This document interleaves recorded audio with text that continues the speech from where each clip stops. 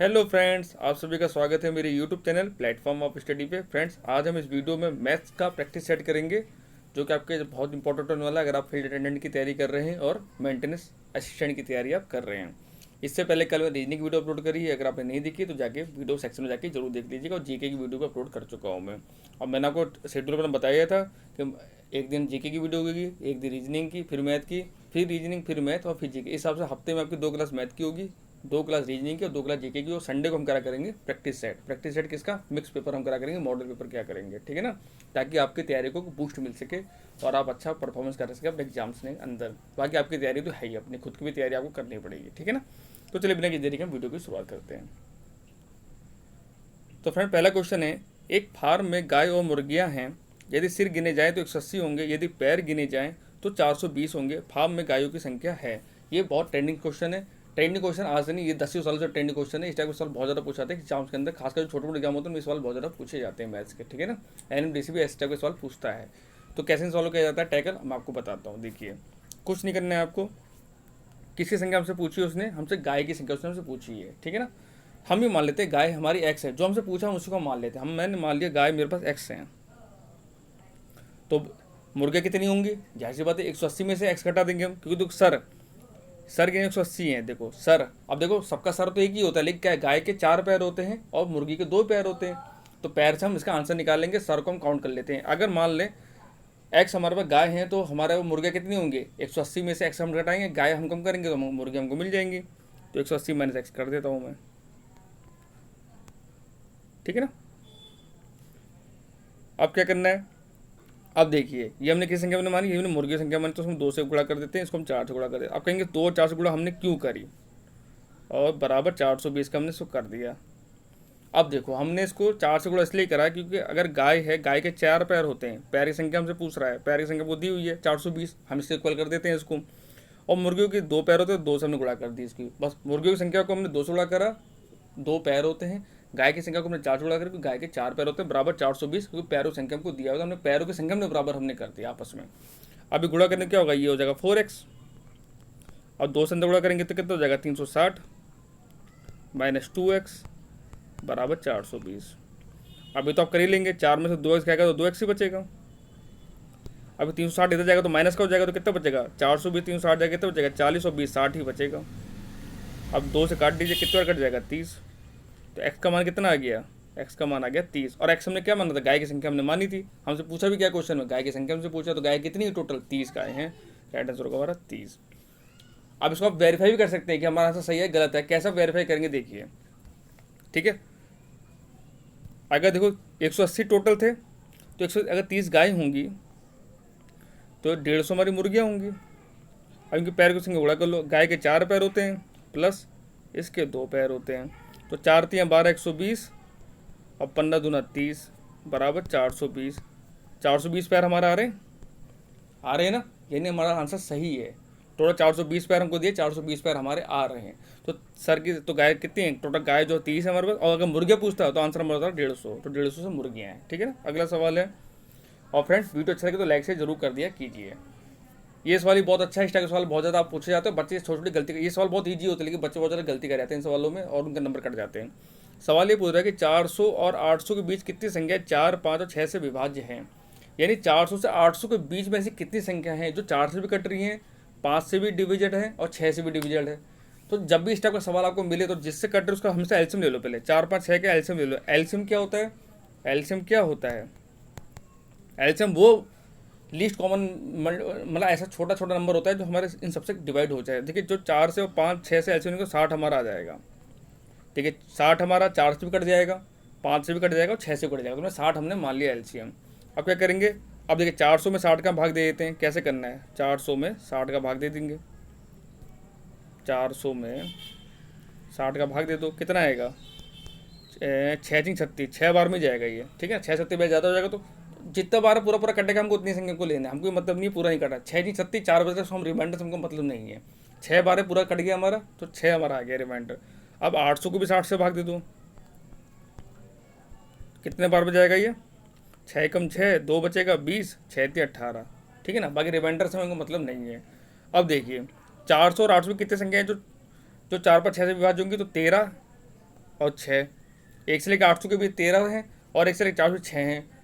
Total हम संख्या कैसे निकालेंगे, इन दोनों का अंतर निकाल लो। अब 13 में से 6 जाए कितना बचेगा, 7।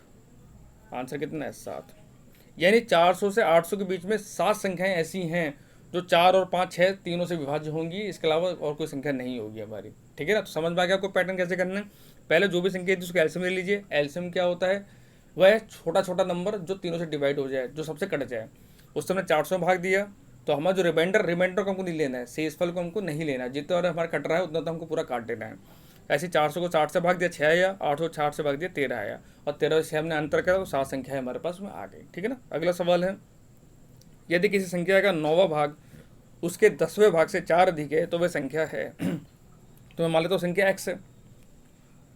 अब जैसा सवाल है बस आपको सवाल को फॉलो करना है। मैथ में क्या होता है, देखिए मैथ कुछ नहीं है। मैथ को अगर आप सवाल पढ़ने के लिए समझ गए ना, सवाल ने पूछ के आ रहा हो दिया क्या हमको, अगर आप समझ गए तो आप मैथ का सवाल आराम से कर सकते हैं, भले ही आप कितने ही बड़े वो क्यों ना हो, क्या बेवकूफ़ क्यों ना हो।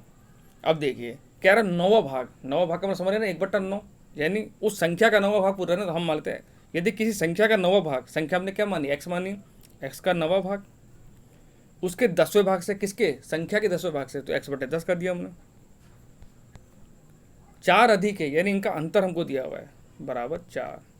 बस सवाल आपका सॉल्व हो गया। अब देखिए नीचे एलसीएम ले लीजिए, 90 आ जाएगा, तो यहाँ कितना बचेगा 10x, यहाँ कितना बचेगा 9x बराबर 4, तो ये x बचेगा और 90 चल जाएगा गुणा में, 9 चौके 36, 360, ऑप्शन नंबर बी। ठीक है, आप इसको वेरीफाई भी कर सकते हैं सवाल को। कैसे, 360 का 9वां भाग निकाल लो माइनस 360 का 10वां भाग निकाल लो, 4 आना चाहिए हमारे पास में। अब देखिए 9 चौके 36, 40 आ जाएगा और ये 36 आ जाएगा बराबर 4 आ रहा है अंतर, यानी सेटिस्फाइड हमारा। और तो राइट आंसर हमारा क्या है 360। इसको बाय ऑप्शन में आप कर सकते हैं। ठीक है ना। अगला सवाल है, अब देखिए ये सवाल बहुत ईजी है, कुछ नहीं करना है। देखिए अंडर रूल के अंदर सब चीज़ें, कुछ नहीं करना है। देखिए हम सबको पता है 49 का अंडर रूल कितना होता है, 7 होता है। अब 29 7 हम जोड़े कितना हो जाएगा 36, 36 का अंडर रूल कितना होता है 6 होता है, तो यहाँ आ जाएगा 6। अब 19 में 6 जोड़े कितना हो जाएगा 25, 25 का अंडर रूल कितना होता है 5। अब 11 5 जोड़ेंगे 16 हो जाएगा, 16 का अंडर रूल कितना होता है 4, तो 4 इसमें ऐड होगा, 5 4 9, तो लास्ट में बचेगा अंडर रूल 9। अंडर रूल 9 किसका होता है 3 का, ऑप्शन नंबर ए। ठीक है ना। अगला सवाल है, द वैल्यू ऑफ 1 1 1 1 1 का स्क्वायर, ये स्क्वायर ऊपर। ठीक है ना। आप देखो स्क्वायर समझते हैं ना, अगर 2 का स्क्वायर में लिखता हूँ इसका मतलब क्या होता है 2 की गुणा 2 बार करी गई है। अगर 2 की बार 3 लिखता हूँ तो उसका मतलब क्या है 2 की गुणा 3 बार की गई है, यही स्क्वायर का मतलब होता है। अब कुछ बच्चे होंगे वो 111 का स्क्वायर करेंगे तो ऐसे करेंगे, इसके पहले एक बार से गुणा करेंगे, फिर से गुणा, कैसे गुणा कैसे गुणा, तो जोड़ेंगे तो आंसर आपका आएगा। आपको ऐसा नहीं करना, आपको स्मार्ट अप्रोच लेके चलना है, क्योंकि एक्स्ट्रा के सवाल रेलवे में बहुत ज़्यादा पूछे जाते हैं स्क्वायर वाले, बड़े बड़े नंबर दे देगा, आप कैसे गुणा आप करोगे, कुछ नहीं करना है। 11 का स्क्वायर बहुत ईजी होता है, बहुत ईजी होता है। सबसे पहले देखिए हमको ये पता है 1 का स्क्वायर कितना होता है 1 होता है। अब एक और बढ़ा देता हूँ 11 स्क्वायर कितना होता है 121। अब एक नंबर और बढ़ा देता हूँ चलो मैं, तो कितना हो जाएगा 1 2 3 2 1, एक नंबर चलो अब मैं और बढ़ा देता हूँ, तो कितना हो जाएगा 1 2 3 4 3 2 1। तो यहाँ से आपने क्या सीखा, क्या सीखा आपने, जब मैंने 1 का स्क्वायर करा तो 1 ही आया। जैसे ही मैंने देखिए 11 का स्क्वायर का 121 है, 121 क्या मतलब हुआ 1 2, फिर 2 से नीचे पीछे कम होते गए, लास्ट का जो नंबर है उसे पीछे हम संख्या हमने कम कर दी। अब देखो हमने 3 बार 1 लिया तो हमने 3 बार गिनती लिख ली 1 2 3, फिर 3 से हम जैसे हमारा गिनती खत्म हुई हमने पीछे के कम कर दिया 3 2 1। हमने 4 बार 1 लिया तो 4 बार गिनती हमने कर दी 1 2 3 4, फिर जैसे बार गिनती खत्म उससे पीछे के सारे हमने बैक रिवर्स में गिनती लिख दी। बस 11 स्क्वायर बहुत ईजी होता है। 11 का स्क्वायर अगर आपसे बोले ना 1 का स्क्वायर का कोई सॉल्व बोले बहुत ईजी होता है। अब देखिए यहाँ कितनी संख्या हमको दी हुई, यहाँ 5 1 1 दिए हुए, ये दिया हुआ है ना, तो हम क्या लिखे 1 2, जितने और 1 लिखा पहले आप उतने संख्या लिख लो 1 2 3 4 5। अब देखिए 5 संख्या पूरी हो गई, अब 5 जहाँ खत्म हो उससे पीछे गिनती शुरुआत कर दो। फिर 5 के पीछे क्या आएगा 4, इसके पीछे कितने का 3, इसके पीछे कितने का 2 और 1, ये इसका स्क्वायर हो गया, ऑप्शन नंबर सी। समझ गया स्क्वायर करना। अगर ये कल को दे दे यहाँ 5 था यहाँ 6 बार दे दे आपको, तब कैसे करोगे, कुछ नहीं, जितने बार 1 लिखे उतने बार आप गिनती लिख लो आप, 1 2 3 4 5 6, जहाँ गिनती खत्म हुए उससे भी रिवर्स शुरू कर दो। 6 से पहले क्या आएगा 5, फिर 4 3 2 1, ये हो गया इसका स्क्वायर। अब अगर आपको वहाँ 8 बार 1 1 का स्क्वायर दे दे तो आप क्या 8 बार से गुणा करोगे? आप उसको नहीं करना है, आपको स्मार्ट अप्रोच लेके चाहिए। जितने बार 1 लिखा हो उतने बार पहले गिनती लिख लो, और जहाँ पे गिनती खत्म हो उससे भी पीछे गिनती शुरुआत कर दो। ठीक है ना। अगला सवाल है, यदि किसी परीक्षा के लिए चुने गए 10 छात्रों में से 3 की आयु 20 वर्ष है, 4 की 21 वर्ष है और 3 की 22 वर्ष, तो समूह की औसत आयु क्या होगी? देखिए औसत एवरेज सबको पता है, कद्दू कटेगा समय बटेगा, यानी औसत का मतलब सब में बराबर बराबर डिविडेंड हमारा होना चाहिए। सपोज डेट अगर मैं आपसे पूछूं 1 2 3 का औसत कितना होगा, तो कितना हम कैसे निकालते हैं? अंकों का योग बट्टे टोटल नंबर, 3 2 5 और 1 6, कितने नंबर है? 3 बराबर 2, ये इसका हमारा एवरेज हो गया। ठीक है ना। तो ऐसे यहाँ पे देखिए, अब देखिए टोटल 10 छात्र हैं जिसमें 3 की आयु 20 वर्ष है, तो 20, तो टोटल आयु कितना हो जाएगा? 20 गुणा 3 प्लस 4 की 21 वर्ष है तो 4 गुणा 21 प्लस 3 की 22 वर्ष है, 3 गुणा 22, और टोटल कितने नंबर हैं? टोटल 10 नंबर है, हम 10 से हम इसको भाग कर देंगे। अब देखिए 20 से कितना हो जाएगा? 60, 4 कम 4, 4 दूनी 8, 84 और 66। अब इसको आप जोड़ लो, बट्टे 10 तो रहेगा ही रहेगा, उसको आप जोड़ें कितना आएगा? 6 4 10, 10 का 0 हासिल लगा 1, 6 और 1 7 और 7 6 13, 13 और 8 21, 210 बट्टे 10 हम करेंगे तो 0 0 से कट जाएगा, कितना आएगा? 21 आ गया हमारा। तो औसत कितना हो गया? 21 वर्ष हमारा औसत हो गया। ठीक है ना। तो एवरेज बहुत ईजी होता है, कुछ कठिन सवाल नहीं होते हैं। अगला सवाल है, एक धनराशि ए बी सी तथा डी के बीच 7 6 3 5 के अनुपात में बांटी जाती है। ठीक है, कोई धनराशि होगी, यदि बी को सी से 270 रुपये अधिक मिलते हैं तो डी का हिस्सा क्या होगा? देखिए सवाल में हमको दिया क्या है, सवाल में हमसे पूछ क्या रहा है, इसको हमेशा ध्यान लेके चलना पेपर में। जब भी आप मैथ के सवाल आप सॉल्व करो, पहले देखो हमको दिया हुआ है क्या, डाटा कौन सा दिया हुआ है और कौन सा डाटा हमारे काम का, कौन डाटा हमारे काम का नहीं है। देखिए इस क्वेश्चन में ABCD तो दिया हुआ है, डी का हिस्सा हमसे पूछ रहा है तो डी तुमको निकालना है, और बी और सी की बात कर रहा है तो ए से तुमको मतलब ही नहीं है, यानी जो ए का रेशो दिया इससे हमें कोई मतलब है ही नहीं, इससे हमें कोई मतलब है ही नहीं, हमको मतलब है सिर्फ 6 3 और 5 रेशो से। ठीक है ना। क्या सवाल कह रहा है? सवाल यहाँ शुरू है, यदि बी को सी से 270 रुपये अधिक मिलते हैं, यानी बी और सी का जो डिफरेंस 270 रुपये है। अब देखिए रेशो में कितना है, बी रेशो सी कितना है, यही है ना, बी रेशो सी 6:3। अब कह रहा है बी को सी से 270 रुपये अधिक मिलता है, हमको दिख भी रहा है रेशो में, देखो सी का रेशो 3 है, बी का रेशो 6, तो बी का रेशो ज़्यादा है ही। ज़्यादा क्यों है? क्योंकि उसको ज़्यादा रुपये मिले हुए हैं। कितने रुपये? 270 रुपये ज़्यादा मिले। कितना ज़्यादा है सी से? 3 रेशो ज़्यादा है कि नहीं? इनका अंतर कितना है? 3 रेशो है, बराबर 270। तो एक रेशो की वैल्यू कितनी आ गई?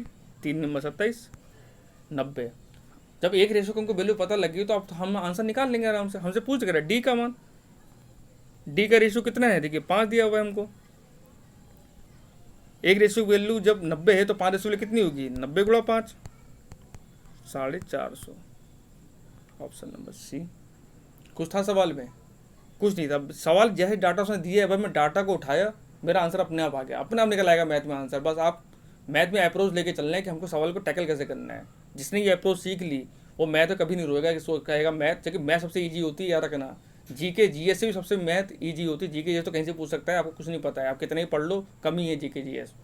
लेकिन रीजनिंग और मैथ एक ऐसा चैप्टर होता है जिसमें आपके नंबर कन्फर्म होते हैं।